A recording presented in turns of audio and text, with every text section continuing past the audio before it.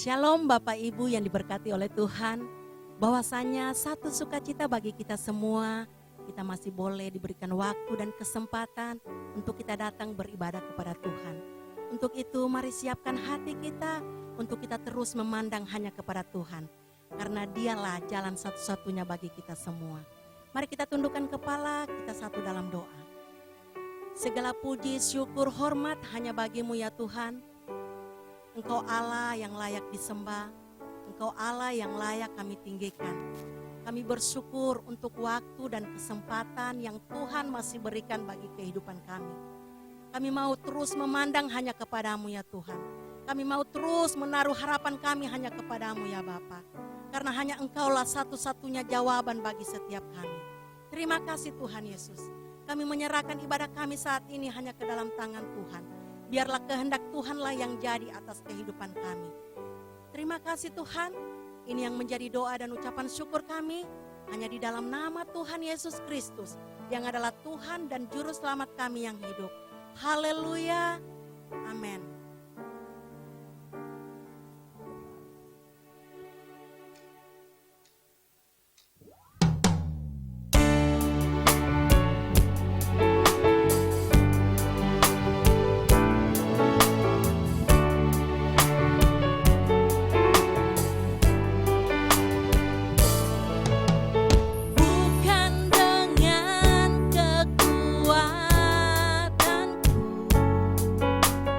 Ku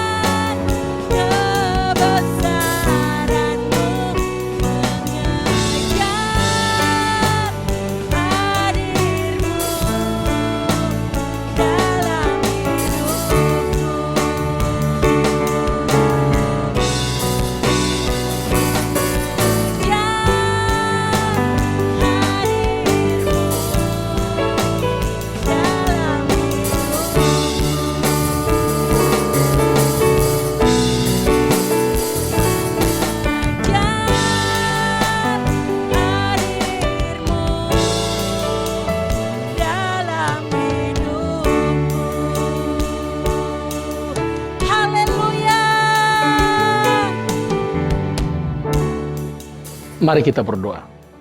Bapa di sorga, Bapa di dalam nama Tuhan Yesus Kristus, kami bersyukur untuk kesempatan di mana kami boleh merenungkan bersama-sama kebenaran-Mu. Mari berbicara kepada kami, sampaikan kebenaran-Mu, sampaikan isi hati-Mu kepada kami. Sampaikan apa yang menurut-Mu penting untuk kami lakukan. Dan biar Roh Kudus membimbing kami sepanjang pemberitaan firman Tuhan ini. Sehingga firman-Mu mendapat tempat yang terbaik di dalam hati kami, berbuah, berguna bagi kemuliaan nama Tuhan. Berbicaralah pada kami Tuhan, di dalam nama Tuhan Yesus Kristus, kami sudah berdoa kepada Bapa di sorga. Amin. Satu bagian firman Tuhan yang sangat memberkati saudara-saudara, terambil dari kitab Keluaran pasal 33, ayat 1 sampai ayat yang ke-23. Namun untuk mempersingkat waktu, saya hanya akan membacakan ayat 15 dan ayat yang ke-16 saja. Demikian firman Tuhan. Berkatalah Musa kepadanya, "Jika engkau sendiri tidak membimbing kami, janganlah suruh kami berangkat dari sini. Dari manakah gerangan akan diketahui bahwa aku telah mendapat kasih karunia di hadapanmu, yakni aku dengan umatmu ini?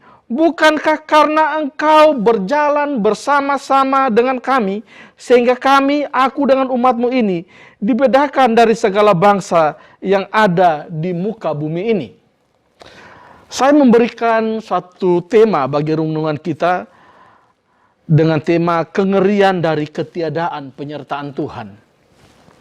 Nah, saudara-saudara, seekor lebah yang jatuh ke dalam gelas yang berisi air tidak akan bisa keluar dari gelas itu lagi. Dia hanya bisa berputar-putar di dalam gelas itu dan akhirnya kelelahan dan mati. Mengapa demikian, saudara-saudara? Lebah ternyata tidak pernah bisa untuk melihat jalan keluar dari atas.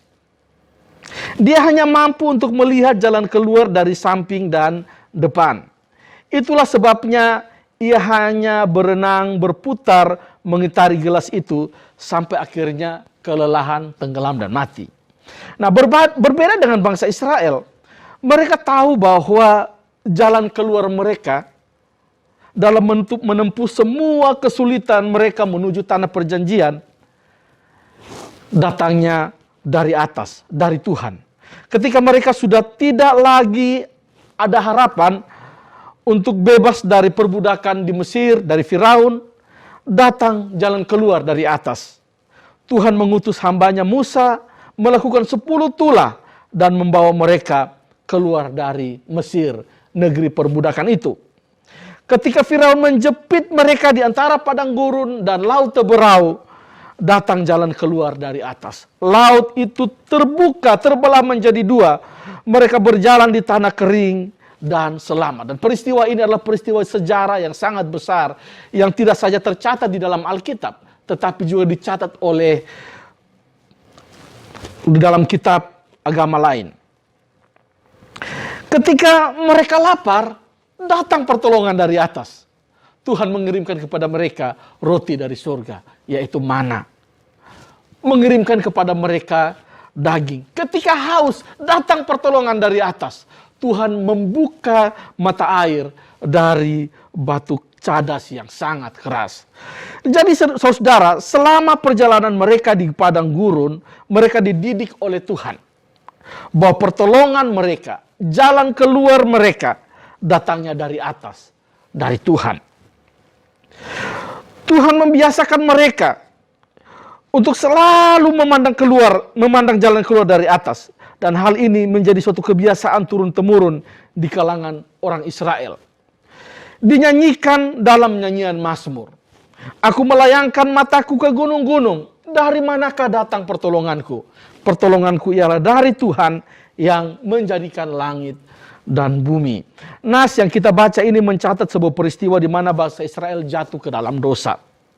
Mereka menyembah berhala dengan membuat patung lembu emas, dan hal ini sangat melukai hati Tuhan.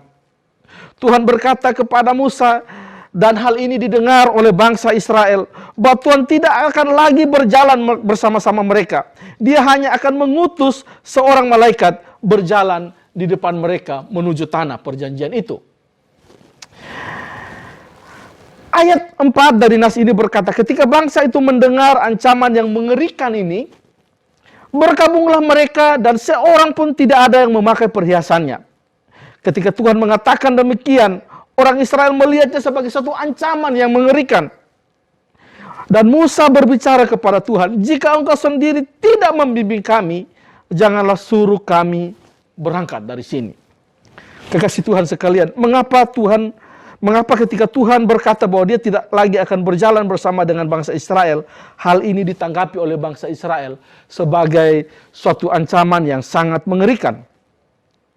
Yang membuat bangsa itu melakukan perkabungan, membuat bangsa ini melepaskan seluruh perhiasan mereka, berkabung, merendahkan diri di hadapan Tuhan dan minta ampun, supaya mereka jangan ditinggalkan Tuhan. Padahal Tuhan masih mengutus seorang malaikat, saudara-saudara, yang dapat membawa mereka kepada tanah perjanjian. Tetapi nas ini mencatat perasaan mengerikan yang dialami oleh bangsa Israel ketika Tuhan berkata bahwa ia tidak akan lagi berjalan bersama mereka. Hari ini kita akan belajar tentang bagaimana Israel memahami tentang kehadiran Tuhan, sehingga ketiadaan penyertaan Tuhan itu dipandang sebagai satu ancaman yang mengerikan. Yang pertama, kita belajar dari ayat ini, dari nas ini, bahwa kehadiran diri Allah dalam diri seseorang atau di tengah-tengah suatu bangsa adalah sebuah bukti bahwa orang atau bangsa tersebut adalah pribadi atau bangsa yang mendapat kasih karunia Tuhan, mendapat anugerah Tuhan. Sebaliknya, jika Tuhan tidak hadir baik di dalam diri atau di tengah-tengah sebuah bangsa tertentu, mereka tidak dapat mengklaim bahwa mereka adalah pribadi atau bangsa yang mendapat anugerah atau kasih karunia Tuhan.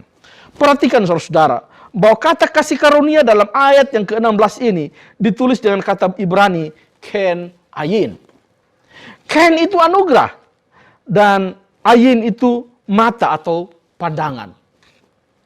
Hal ini menjelaskan kepada kita, kata ken ayin ini menjelaskan kepada kita tentang cara pandang orang Ibrani tentang arti dari kehadiran Tuhan. Bagi mereka, ketika Tuhan itu hadir di tengah-tengah mereka, Tuhan itu mengarahkan pandangannya kepada mereka. Pandangan yang penuh dengan belas kasihan. Pandangan yang penuh dengan kasih sayang. Pandangan yang penuh dengan anugerah, kasih karunia. Betapa mereka mendapatkan perhatian khusus dari Allah. Karena mata Tuhan tertuju kepada mereka. Sebagaimana seorang bapa yang menatap anaknya dengan tatapan yang penuh dengan kasih sayang. John Gill dalam menerjemahkan ayat ini, dia berkata bahwa kehadiran Tuhan di tengah-tengah bangsa Israel adalah suatu bukti bahwa mereka mendapat penerimaan secara khusus dari Tuhan. Mereka sangat dihargai oleh Tuhan dan mereka menerima bantuan khusus daripadanya. Ini adalah sebuah pembuktian, kesaksian, dan pengetahuan. Kehadiran Allah menjadi pembuktian bahwa janji yang Tuhan ucapkan ratusan tahun kepada Abraham, Ishak, dan Yakub tentang tanah perjanjian itu pasti akan tergenapi karena Tuhan menjaminnya dengan kehadirannya sendiri. Ini adalah kesaksian bukan saja kepada orang-orang yang baru saja terkoneksi dengan Allah secara lebih mendalam, yaitu bangsa Israel, tetapi juga kesaksian bagi bangsa lain tentang keunggulan, kedaulatan, dan kemahakuasaan Tuhan dibandingkan dengan Allah-Allah paganisme, sembahan orang-orang kafir.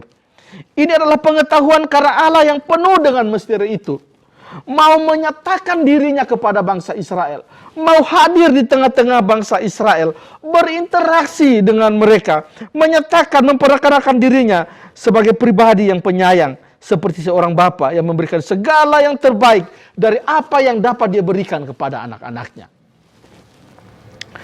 Bapak Ibu kekasih Tuhan, inilah yang membuat bangsa Israel merasa begitu mengerikan jika Tuhan tidak lagi bersama-sama dengan mereka. Karena ketika Tuhan tidak hadir, itu berarti tidak ada lagi mata yang dari atas yang memandang mereka, yang penuh dengan kasih sayang, yang memberikan rasa aman, yang memberikan anugerah kepada mereka. Sudah tidak ada lagi pertolongan. Sedangkan mereka ini adalah bangsa yang baru terbentuk dari berlatar belakang mereka perbudakan ratusan tahun di tanah Mesir, belum berpengalaman berpengalaman secara militer, sehingga sangat rentan untuk dihancurkan oleh bangsa-bangsa di sekitar mereka. Maka ketika Musa mendengar pernyataan Tuhan yang begitu keras, dia berkata kepada Tuhan, "Tuhan, jangan suruh saya pergi dari sini.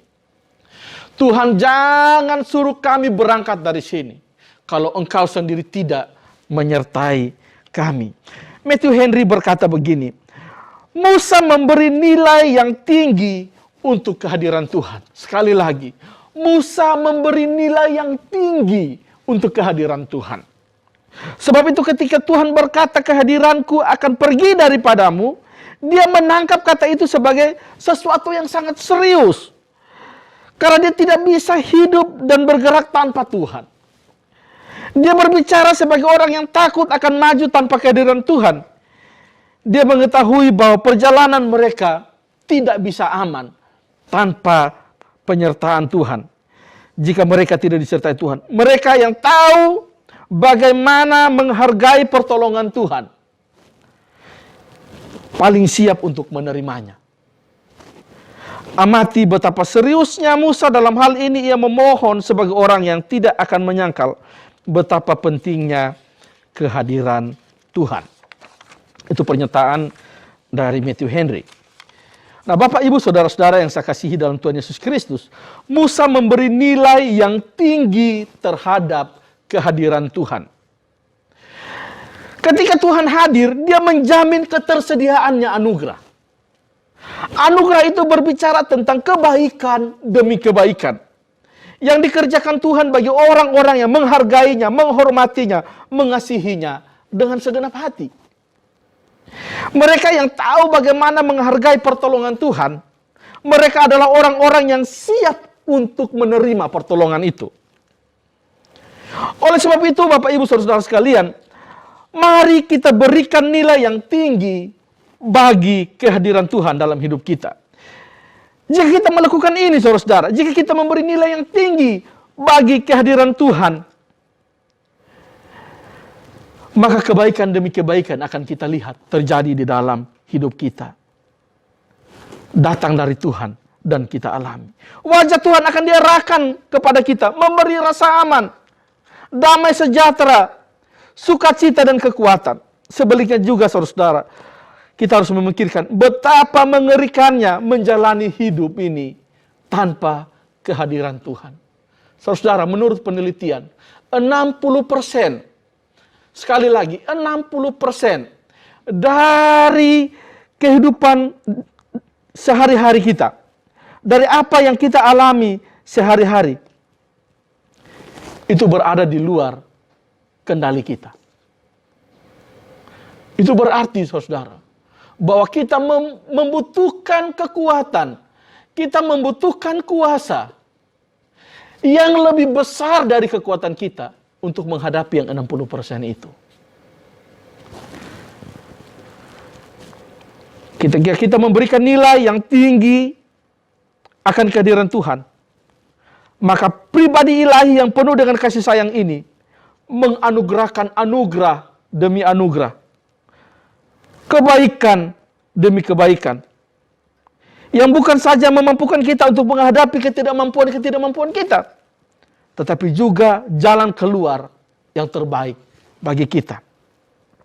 Saya menggarisbawahi pernyataan ini, bahwa orang-orang yang menghormati Tuhan, mereka adalah orang-orang yang lebih siap dari orang lain dalam menerima pertolongan Tuhan. Itu yang pertama, saudara. Yang kedua, alasan tentang mengapa orang Israel melihat bahwa penarikan diri Allah sebagai suatu ancaman yang mengerikan adalah karena kehadiran Allah memberikan nilai diri atau harga diri yang besar kepada mereka. Sehingga jika Allah pergi, mereka akan dapati bahwa diri mereka sudah tidak ada artinya lagi. Moralitas mereka akan runtuh. Superioritas mereka akan runtuh. Semangat mereka akan runtuh. Sedangkan dari pihak musuh akan berlaku hal yang sebaliknya. Dalam ayat yang ke-16b, Musa berkata begini, bukankah karena engkau berjalan bersama dengan kami, sehingga kami, aku dengan umatmu ini, dibedakan dari segala bangsa yang ada di muka bumi ini.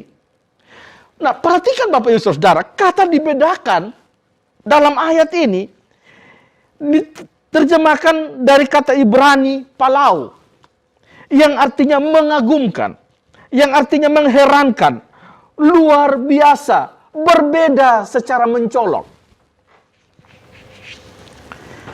Nah, pengertian-pengertian ini membuat kita memahami bahwa hadirnya Tuhan di tengah-tengah bangsa Israel memberikan suatu nilai diri, suatu harga diri yang sangat besar bagi mereka. Tiang awan di waktu siang, tiang api di waktu malam, berjalan di depan mereka, menuntun, membimbing mereka, seperti seorang gembala menuntun kawanan dombanya menuju tanah padang rumput untuk memberi makan kepada mereka. Ini bukan saja berbicara tentang kehadiran Allah itu saja, tetapi tiang awan dan tiang api ini, saudara, ini seperti panji atau bendera yang memberikan nilai kepada Israel sebagai bangsa pilihan Allah yang maha tinggi, pencipta langit dan bumi. Hal ini yang membuat para musuh gemetar menghadapi Israel, sekalipun pengalaman militer mereka masih sangat sedikit. Ini negara yang baru terbentuk.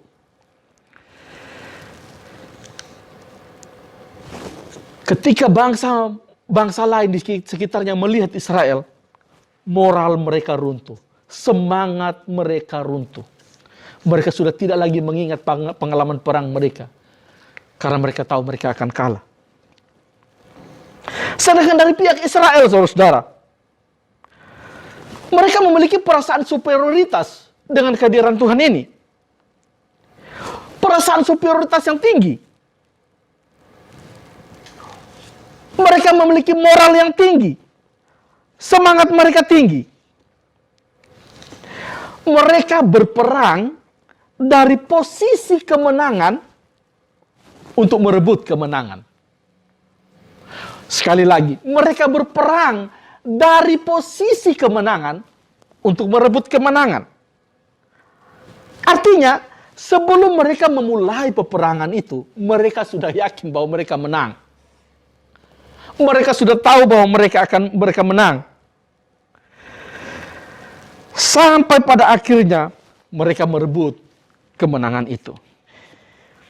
Nah, saudara-saudara, inilah semua pemahaman Israel tentang betapa besarnya nilai kehadiran Allah di tengah-tengah mereka. Sehingga ketika mereka melakukan dosa yang begitu memilukan hati Tuhan, Tuhan mengancam untuk meninggalkan mereka. Di dalam hati mereka ada perasaan yang begitu mengerikan, membuat mereka merendahkan diri dengan berpuasa, berkabung, dan melepaskan semua perhiasan dari tubuh mereka. Raja Daud ketika dia berdosa dengan berzina dengan Batseba dan membunuh suami Batseba, Uria, saat itu Tuhan datang melalui Nabi Nathan dan menegur dia. Daud meratap dosanya di hadapan Tuhan. Dia berdoa kepada Tuhan. Dia berkata kepada Tuhan, janganlah membuang aku dari hadapanmu, dan janganlah mengambil rohmu yang kudus daripadaku. Saudara-saudara, bahkan Raja Daud pun menyadari bahwa jika Tuhan murka karena dosa yang ia perbuat, sehingga membuang dia dan mengambil roh kudus Tuhan daripadanya, maka nasibnya itu tidak akan lebih baik dari nasibnya Saul. Dia pun akan menjadi raja yang gagal, bahkan mendapat hukuman yang besar dari Tuhan. Dan itu mengerikan hatinya, membuat dia bertekuk lutut di hadapan Tuhan, merendahkan diri. Suatu pelajaran penting bagi kita, agar ketika kita jatuh ke dalam dosa, melukai hati Tuhan, melalui dosa-dosa kita harus cepat meninggalkan itu. dan minta ampun, datang kepada Tuhan dengan hati yang hancur. Tuhan menghargai ketika kita datang dengan kehancuran hati itu. Tapi awas saudara, kalau kita mulai nyaman dengan dosa-dosa kita, menikmati dosa itu dan merasa nyaman-nyaman saja, mungkin Tuhan sudah meninggalkan saudara. Hati saudara sudah tidak peka lagi dengan kengerian yang ada di depan saudara. Bapak Ibu kekasih Tuhan, mari kita berikan nilai yang tinggi kepada kehadiran Tuhan dalam hidup kita sehari-hari. Karena kehadiran Tuhan yang pertama membawa serta anugerah demi anugerah. Kehadiran Tuhan membawa serta kebaikan demi kebaikan. Membuat kita siap menghadapi apapun yang Tuhan izinkan untuk kita hadapi. Kalaupun yang kita miliki hanya tempayan-tempayan yang kosong, kehadiran Tuhan akan membawa serta anugerah demi anugerah yang akan mengisi penuh tempayan-tempayan kosong itu. Yang kedua, kehadiran Tuhan membawa nilai yang sangat tinggi bagi kita. Kehadiran Tuhan menjadikan kita sebagai orang-orang yang mengagumkan, mengherankan, luar biasa, berbeda secara mencolok. Karena ketika Tuhan menyertai kita, itu berarti bahwa kuasa terbesar yang ada di alam semesta ini sedang berpihak kepada kita. Sedang bekerja di tengah-tengah kita. Kehormatan dan harga diri, menurut apa yang dikatakan oleh firman Tuhan, itu adalah sesuatu yang akan dimiliki oleh anak-anak Tuhan melalui kehadiran Tuhan. Itulah sebabnya kita perlu menaruh nilai yang sangat tinggi. Sekali lagi, kita perlu menaruh nilai yang sangat tinggi bagi kehadiran Tuhan di dalam hidup kita. Inilah dua hal yang boleh kita pelajari hari ini melalui renungan Tuhan kita. Renungan firman Tuhan kita. Kiranya Tuhan memberkati kita.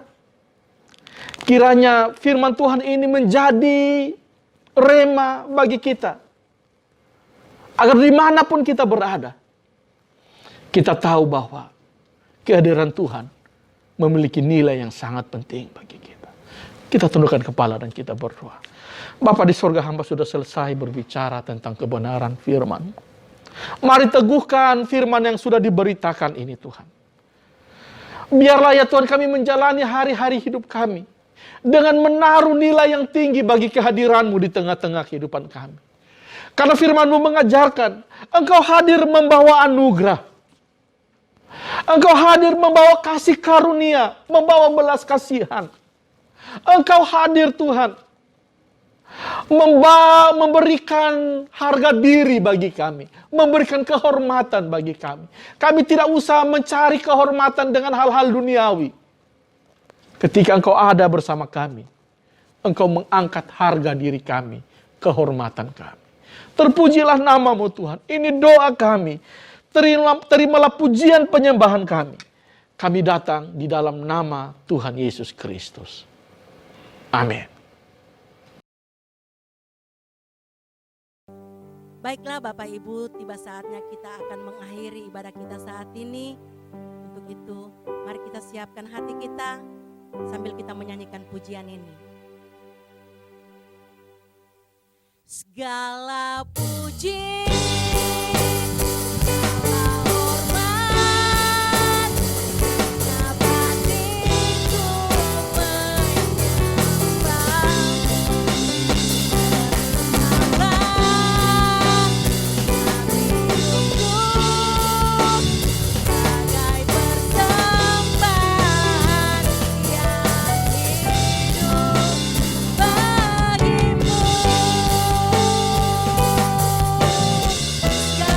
haleluya, puji, segala hormat, kenapa hatiku menyembah-Mu, terimalah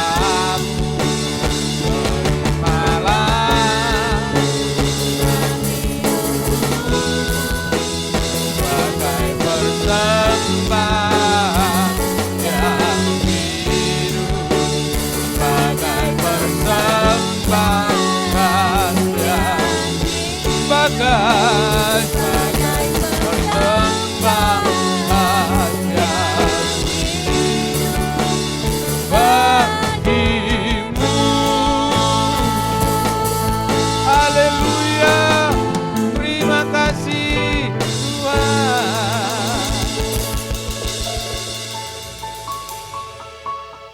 Layak kami kembalikan segala pujian, hormat, syukur bagimu. Tuhan yang menuntun hidup kami sampai saat ini. Firman-Mu sudah datang mengajar kami. Untuk kami mengejar, mencari hadirat, mengutamakan hadirat-Mu dalam hidup. Ketika kami ada di hadirat-Mu, merasakan kedamaian. Dan senantiasa tentu di hadirat-Mu. Kami ada dalam perlindungan-Mu, ada dalam berkat, anugerah-Mu. Karunia mujizat firman-Mu menjadi bagian hidup. Terima kasih Tuhan. Dalam nama Tuhan Yesus Kristus. Bermaterai firman-Mu bagi kami, kami pun jadi pelaku-pelaku firman. Seperti yang Tuhan mau. Ibadah di gereja kami, ibadah new normal yang akan segera kami mulai. Kami serahkan dalam tangan Tuhan. Tuhan yang memimpin, Tuhan yang memberkati. Berjalan sesuai dengan kehendak-Mu. Dan jadilah untuk hormat kemuliaan. Terpuji nama-Mu Bapa, dalam nama Tuhan Yesus. Terima kasih, layak kami kembalikan segala pujian, hormat, syukur bagimu. Haleluya. Worship you Lord. Jesus, Jesus. Thank you Lord. Haleluya. Haleluya.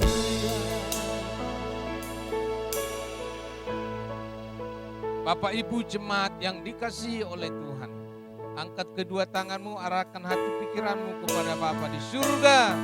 Terimalah berkat daripada-Nya. Rahmat dan anugerah dari Bapa di surga. Cinta kasih keselamatan dari Tuhan Yesus Kristus. Kekuatan, penghiburan, pertolongan dari Roh-Nya yang kudus. Kiranya menuntun, menghibur, menguatkan hidup kita. Mulai saat ini sampai Maranatha, Tuhan Yesus datang kembali. Dalam nama Tuhan Yesus, kami sudah berdoa. Semua yang percaya sama-sama katakan, amin. Tuhan Yesus berkati. Bapak Ibu jemaat kasih oleh Tuhan. Minggu depan kita sudah akan ibadah new normal di gereja dengan protokol kesehatan yang ditetapkan oleh pemerintah. Kita akan ikuti dan kita sudah persiapkan. Kita sudah semprot gereja kita dengan disinfektan dan semua kita sudah lakukan. Tetap semangat, tetap kuat dan tetap berdoa. Tuhan Yesus